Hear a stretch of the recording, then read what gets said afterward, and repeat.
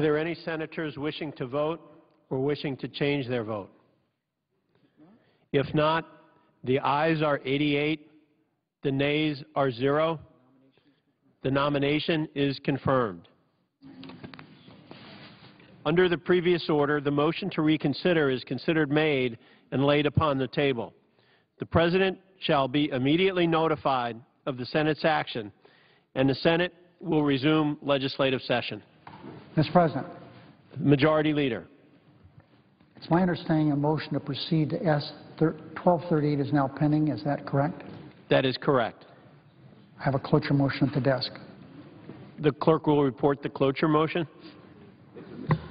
Cloture motion. We, the undersigned senators, in accordance with the provisions of Rule 22 of the Standing Rules of the Senate, hereby move to bring to a close the debate on the motion to proceed to calendar number 124 S1238, a bill to amend the Higher Education Act of 1965 to extend the current reduced interest rate for undergraduate federal direct Stafford loans for 1 year, to modify required distribution rules for pension plans and for other purposes, signed by 18 senators as follows: Reed of Nevada, Harkin, Reed of Rhode Island, Gillibrand, Leahy, Klobuchar, Udall of New Mexico, Whitehouse, Wyden, Cardin, Blumenthal, Coons, Brown, Casey, Warren, Franken, Durbin, Stabenow.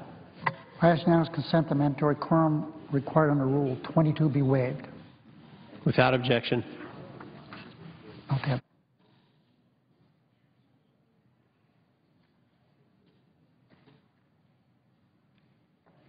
Mr. President? The Senator from California.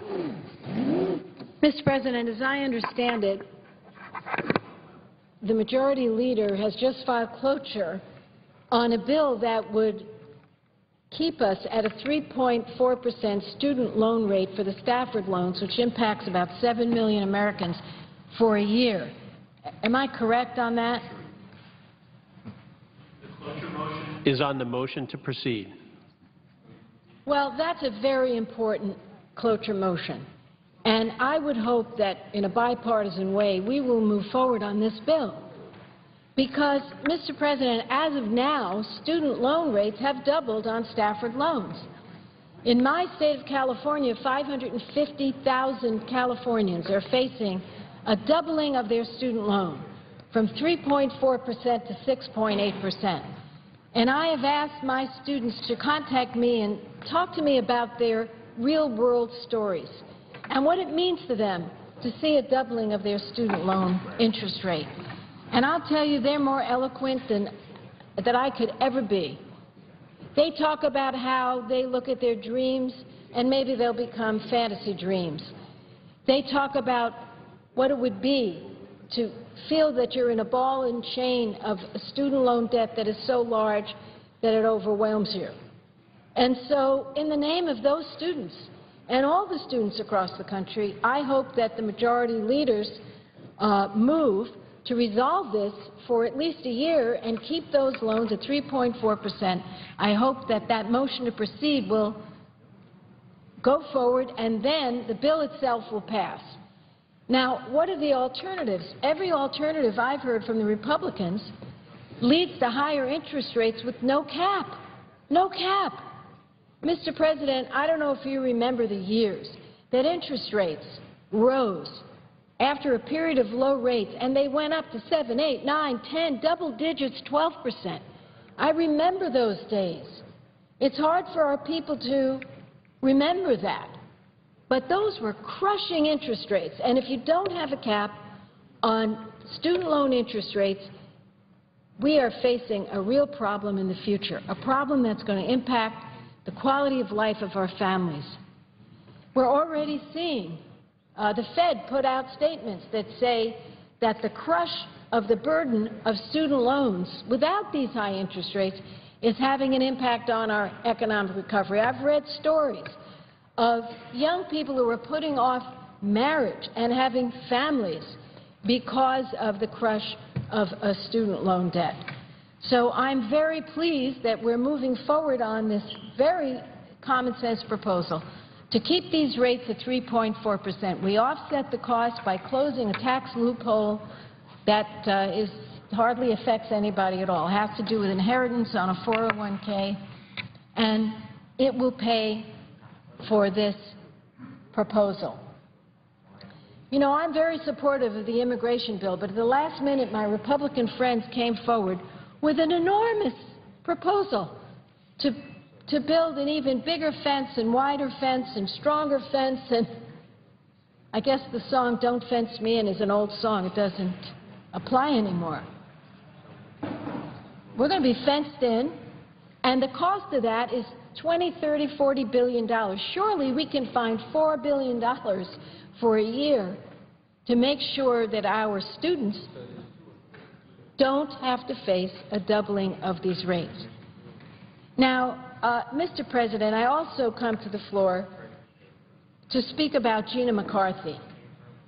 For those people who haven't followed this debate, Gina McCarthy has been nominated by President Obama to lead the Environmental Protection Agency. To me, she is the poster child of bipartisanship and one of the best qualified candidates I've ever seen for this position. She's experienced, she's smart, she understands the law, she understands energy, she understands everything she has to understand to undertake this job. She understands court decisions, she understands the health impacts of dirty air, and she understands that without a clean environment and a healthy environment, you can't really have economic growth. You know, I often retell the story that when the walls came down in Eastern Europe, you couldn't even see, the air was so thick you couldn't even see the people. And one of the first things they did is ask us how to clean up their air. We have made great strides, and we will continue to do that. Yes, we have to face carbon pollution, and the President is taking a stand to say he wants to preserve this planet, and he is going to follow the science.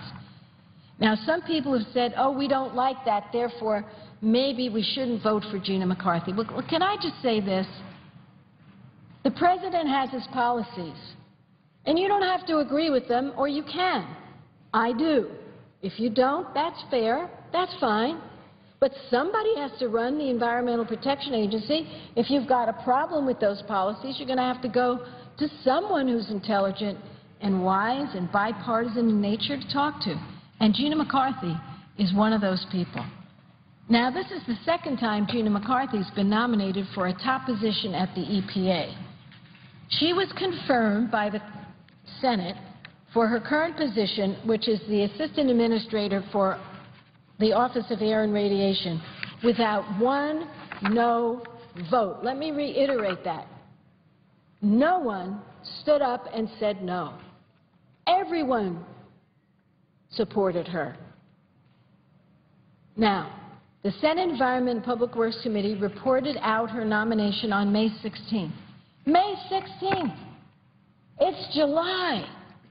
This is the longest period that EPA has ever gone without an administrator. And the full Senate should confirm this nominee as soon as possible. Now, when I say Gina McCarthy is the poster child for bipartisanship, I mean what I say. She has over 3 decades of public service at the local, state, and federal levels. She's demonstrated a record of working with Republicans and Democrats. Let me just run through the Republicans, Mr. President. The Republican governor of Connecticut, Jody Rell. 4 Republican governors of Massachusetts, William Weld, Paul Cellucci, Jane Swift, and Mitt Romney, and then a Democratic president, Barack Obama.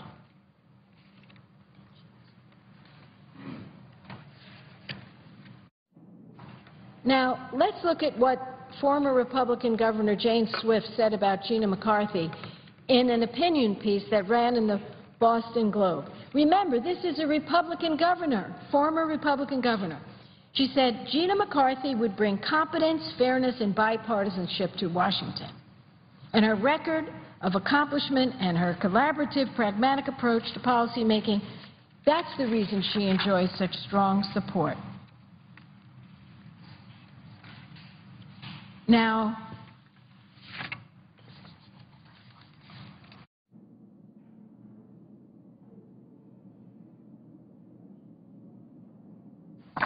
so this former Republican governor goes on to say, the Senate has an immediate opportunity to strike a blow for good government and bureaucratic competence by swiftly approving McCarthy's nomination. And the title of Governor Swift's article in support of Gina reads, "A Qualified Nominee for the EPA." And this was written on May 23rd, 2013. Christy Todd Whitman, we all know her. She was a former EPA administrator. Republican, she called for a fair confirmation process. Now, you can look at businesses, health officials, environmental organizations, scientists. They all support Gina McCarthy. They all support Gina McCarthy. For example, Dr. George Benjamin, executive director of the American Public Health Association, said, quote, "Ms. McCarthy has been a true champion for public health. She's consistently demonstrated her leadership in developing sensible safeguards to protect the public's health from pollution. She's well respected by the public health community, the industry. She has a solid record of working across the aisle with Democrats and Republicans." And that's a very strong statement. Then there's Gloria Berquist, Vice President of the Alliance of Automobile Manufacturers. Mr. President, here is an EPA administrator nominee getting the support of the Vice President of the Alliance of Automobile Manufacturers. That's a rarity. And this is what she said. She's a pragmatic policymaker. She has aspirational environmental goals, but she accepts the real-world economics. That's why this nominee should be embraced by everyone. Yes, she has aspirational environmental goals for her grandchildren someday when she has them. She wants them to breathe clean air and so on, drink clean water, but she understands the pragmatics that go into making policy. And I believe Gina will lead the EPA with transparency. She'll follow the science and the law. And yes, she will be straight from the shoulder, and she will tell Republicans and Democrats alike how she sees the issue, and when we don't agree, how we can reach agreement. By the way, Gina has answered more than 1,000 questions from Republicans on the EPW committee, and EPA has provided extensive information to members of the Senate in connection with this nomination. This is the longest the EPA has gone without an administrator. How is this the right thing to do? This is the United States of America. This president deserves to have his people in place. So would a Republican president. Gina McCarthy has a deep understanding that the health and safety of the American people and a growing economy go hand in hand. And she will lead EPA in a manner that's consistent with her past track record of success. So from my perspective, approving Gina McCarthy to head the EPA is a very important step toward protecting the health of our children and future generations, and that is a most sacred obligation. We need her strong, bipartisan, common-sense approach to lead the EPA. Now, it's no great secret that in this last election, both parties were fighting for the votes of women. It was a knockdown, drag-out battle. And the Democrats won the women's vote. President Obama, by a lot. And the Republicans said, you know what, we've got to change. We've got to reach out. And this is their chance. This woman deserves a promotion. There is nothing in her record that should make anyone fear her. She is a good woman. She is a hard-working person. She has won unanimous support from this body before, and there is no reason why we should not confirm her. And I'm going to continue to speak out for Gina. I really do believe my colleagues are hearing the truth about Gina. I think they're getting the message that she's quite bipartisan, that she has strong support in the business community, in the health community, among scientists and others. And I am very hopeful First of all, that there not be a filibuster.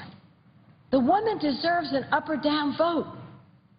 And that secondly, my colleagues will think long and hard, and they will agree with so many Republican lawmakers, former governors, who serve with Gina, who stand up and say, she's a good woman and she deserves this promotion. Thank you very much, Mr. President. I would note the absence of a quorum. The clerk will call the roll. Mr. Alexander.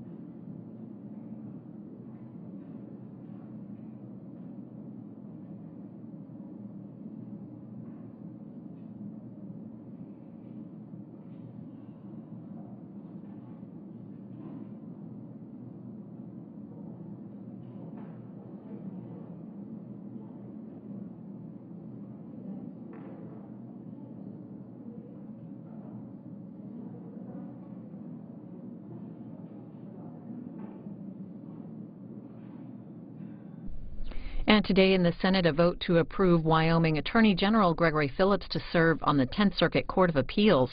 And later this week, the Senate will be working on spending bills, though they've not yet announced which bills they'll be working on. Over in the House, they gavelled in and out today already, and they'll be working this week on spending bills for energy and water projects for the next fiscal year, and off the floor working on immigration legislation. And starting live just a few moments ago, a conversation with former CIA Director James Woolsey on our companion network, C-SPAN 3. He's talking about the U.S. dependence on oil and how that affects national security. Again, live coverage underway right now on C-SPAN 3.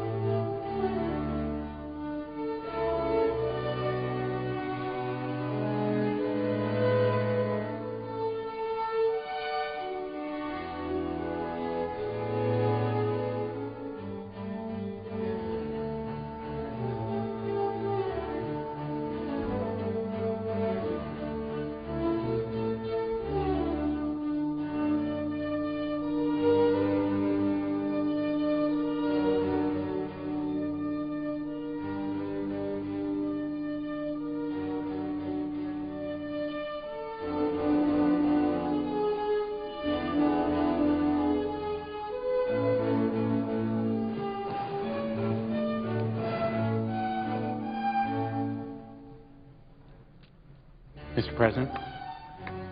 The senator from Connecticut. Thank you, Mr. President. I ask that the quorum call be lifted. Without objection. Thank you, Mr. President. I want to thank my colleague from California, Senator Boxer, for her very eloquent and powerful words on behalf of my client and friend, Gina McCarthy, and her appointment as Commissioner and Administrator of the EPA. I don't make any pretense of matching the persuasiveness of her statement on behalf of Gina McCarthy, but I'm going to be speaking throughout this week and as long as it takes about Gina McCarthy because she's not only a client and friend, she is a consummate public servant, an environmental protector. I've known her for many, many years. In fact, I was her lawyer, which is why I say she was a client. And as her lawyer, as Attorney General of the state, she became a friend, not just because of her personal qualities of integrity and intelligence, but her professionalism as an environmental protector who has sought always to recognize the need for a balance between environmental activism and economic growth, a balance involving as ardent and passionate protection of environmental values as anyone could possibly bring to this task, but also a willingness to listen, a willingness to hear all sides and consider all facts, and in fact, act as a passionate fact finder and lawyer, as well as someone who respects the letter and spirit of the law. And I want to talk to my colleagues about her respect for the law. It isn't just the letter of the law that she follows, it is the spirit and intent of the legislature. And I think that is important and should be important to this body because she has reflected throughout her career working for two Republican governors in Massachusetts and Connecticut, her dedication to the public interest and to the legislative intent of the laws that she fulfills. She is truly an environmental protector for all seasons. She's a woman for all seasons and a public servant for all seasons. Over the years that we worked together, she was consistently tough, fair, and smart as an environmental law enforcer. And when she recognized the need to balance environmental activism with economic growth, she also understood that the two are almost always mutually supportive. I'm proud and delighted that she has demonstrated her willingness to assume this critical position and to face the kind of difficult path that this confirmation process has imposed. Achieving confirmation, which I actively support, should be truly bipartisan. And blocking a vote on her nomination is disappointing and destructive, paralyzing partisan gamesmanship at its worst. My former Connecticut colleague is well respected in the environmental and business community in my state and around the country for her dedication to that listening and developing public leadership and practical solutions to environmental challenges. She protects environmental values and policies while enhancing economic opportunity. She is no foe of the business community or economic progress and job creation. In fact, she sees how protecting economic values is complementary and supportive to environmental activism. The President couldn't have picked a more qualified person to lead the EPA at this critical time. The combination of her experience, intelligence, energy, and unquestioned expertise will make Gina McCarthy and effective EPA administrator. She has a deep understanding that health and safety of American people depend on clean air and water. And the American people, more than ever, understand that fact. She's the right person for this job at this time, and I urge my colleagues to move forward with her confirmation, to avoid obstructionist tactics, to embrace this nomination as good for all of the American people, for all of the interests that she's sought to represent, and to move forward as quickly as possible so that this critical agency will have the kind of leadership that is so important at this point in our history. I urge my colleagues to support my friend and the President's choice to lead the EPA. I assure you, you will not be disappointed. Thank you, Mr. President. I yield the floor, and I suggest the absence of a quorum. The clerk will call the roll.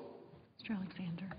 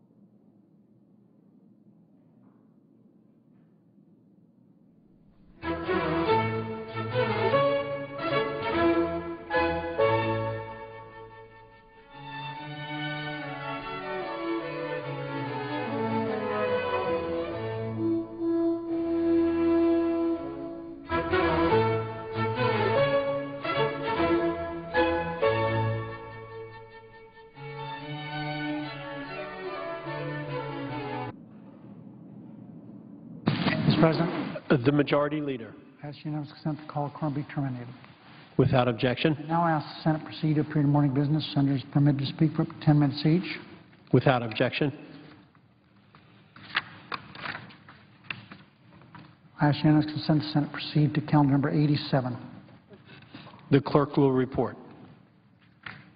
Calendar number 87 S 793, a bill to support revitalization and reform of the Organization of American States and for other purposes. Without objection, the Senate will proceed with the measure. Mr. President, I now ask that the bill be read a third time passed. The motion be considered made and laid on the table, that there be no intervening action or debate. Without objection. I ask unanimous consent that when the Senate completes its business day, it adjourn until 10 a.m. on Tuesday, July 9th. That following the prayer and the pledge, morning hour be deemed expired, the journal proceedings be approved to date, the time for two leaders be reserved for use later in the day, and that Majority Leader then be recognized, and that following the remarks of the two leaders, the time until 11 be equally divided and controlled between the two leaders of designees. Senators permitted to speak for up to 10 minutes each, with the majority controlling the first half, Republicans the second half. Further, at 11 a.m. the Senate proceed to executive session to consider calendar number 97, nomination of Jennifer Dorsey to be a district judge, and there will be 1 hour of debate equally divided and controlled in the usual forum, and all other provisions of the previous order remain in effect. And finally, the Senate recess from 12:30 until 2:15 p.m. to offer weekly caucus meetings. Without objection. So there will be a vote on the Dorsey nomination at noon tomorrow, Mr. President. If there's no further business to come before the Senate, I ask that it adjourn under the previous order. The Senate stands adjourned until 10 a.m. tomorrow. Today, the Senate approved the nomination of Wyoming Attorney General Gregory Phillips to serve on the 10th Circuit Court of Appeals. Members this week are expected to work on 2014 federal spending bills, but they haven't yet announced which ones they'll be considering. The Senate will also take up legislation to address interest rates on federal subsidized student loans, which doubled last week. Watch the Senate live here on C-SPAN 2.